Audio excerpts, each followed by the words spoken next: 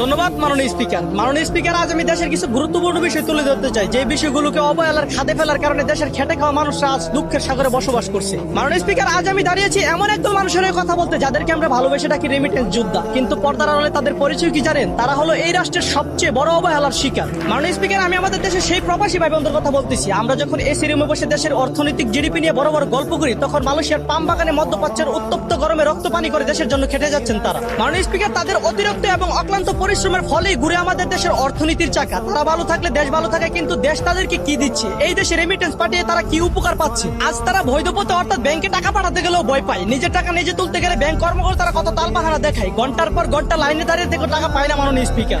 লক্ষ লক্ষ টাকা ব্যাংকে আটকে রেখে প্রবাসীদের ফ্যামিলিদেরকে চাপে রাখে, আর আটকাইবে না কেন মাননীয় স্পিকার? এই দেশের নেতা নামক কিছু চোরেরা তাদের পাওয়ার দেখিয়ে ব্যাংক থেকে হাজার হাজার কোটি টাকা লোন নিয়ে দেশ থেকে উধাও হয়ে দেশের ব্যাংক খাতগুলোকে আর্থিক সংকটে ফেলে দিচ্ছে মাননীয় স্পিকার। দেশের ক্ষতিকারক মানুষদেরকে আমরা সম্মান দিয়ে কুল পাই না, অথচ বিমানবন্দরে যাদেরকে সম্মান দেওয়ার কথা তাদের সাথে আমরা চোর ডাকাতের মতো ব্যবহার করি মাননীয় স্পিকার।